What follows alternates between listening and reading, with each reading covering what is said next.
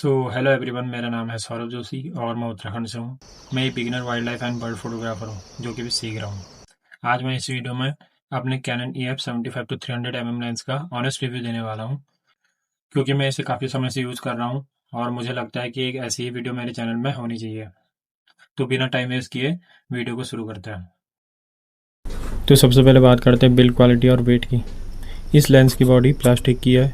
ये कोई प्रीमियम या हैवी ड्यूटी लेंस नहीं है, लेकिन हाँ, नॉर्मल यूज़ के लिए एक बेस्ट लेंस है, क्योंकि मैं इसे काफ़ी समय से यूज़ कर रहा हूँ और शूटिंग के तुरंत बाद मुझे इसे क्लीन करना पड़ता है। और बात करें इसके वेट की, इसका वेट 500 ग्राम के आसपास है, जिसकी वजह से इसे कैरी करना काफ़ी आसान होता है। और मेरे केस में जहाँ कैमरे को काफ़ी टाइम होल्ड करना पड़ता है, वहाँ इसका वेट मेरे लिए फ़ायदेमंद महसूस हुआ। अब बात करते हैं बटन एंड कंट्रोल के बारे में। आपको साइड में एक बटन दिख जाएगा जिसमें लिखा होता है AF और MF। यदि आप इस बटन को AF यानी ऑटो फोकस में रखेंगे तो कैमरा खुद फोकस करता है, और यदि आप इस बटन को MF यानी मैनुअल फोकस में रखेंगे तो आपको इस फोकसिंग के थ्रू सब्जेक्ट को फोकस में लाना होगा। इसी के साथ इसमें फोकस रिंग दी गई है, जिसके थ्रू हम फोकस को मेंटेन करते हैं। इस रिंग के थ्रू हम 75 से 300 mm को स्विच कर सकते हैं। अब बात करते हैं अपर्चर की। इस लेंस का अपर्चर 75 mm पर f4 और 300 mm पर f5.6 तक जाता है, इसलिए अच्छी लाइटिंग पर इसका परफॉर्मेंस अच्छा मिल जाता है।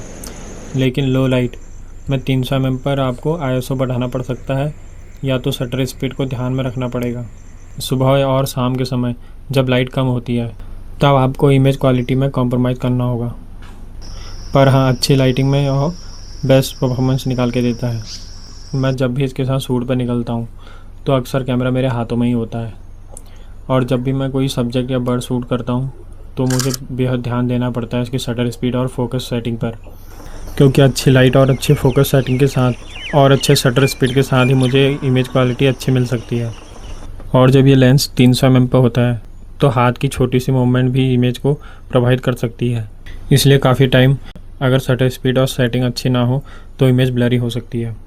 तो मैं हमेशा कोशिश करता हूँ कि मैं ट्राइपॉड का यूज़ करूँ, क्योंकि ट्राइपॉड पर कैमरा ज़्यादा स्टेबल होता है, इसलिए स्टैटिक सब्जेक्ट के लिए शूटिंग करना आसान हो जाता है। यहाँ आप दो इमेजेस को कंपेयर कर सकते हैं और ख़ुद देख सकते हैं कि कितना डिफरेंस आपको दिखाई देता है।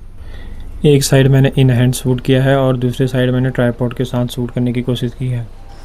इस लेंस की सबसे ख़ास बात यह है कि यह इस बजट में आपको 300 mm की फोकल लेंथ देता है, और ये मेरे लिए बहुत ही ख़ास है, क्योंकि जब भी मैं जंगल या किसी बर्ड को शूट करता हूँ तो मुझसे काफ़ी दूर होता है और किसी बर्ड और एनिमल के पास जाना संभव नहीं होता। इस 300 mm की वजह से मुझे अच्छा फ्रेम मिल जाता है। तो मेरा ऑनेस्ट ओपिनियन यह है कि अगर आप बिगनर हैं और वाइल्ड लाइफ या बर्ड फोटोग्राफी शुरू कर रहे हैं तो कैनन EF 75-300 mm लेंस एक अच्छा स्टार्टिंग ऑप्शन हो सकता है। इसके प्लस पॉइंट हैं 300 mm की रीच, कम वेट और अच्छी डे लाइट में शार्पनेस फ़ोटो।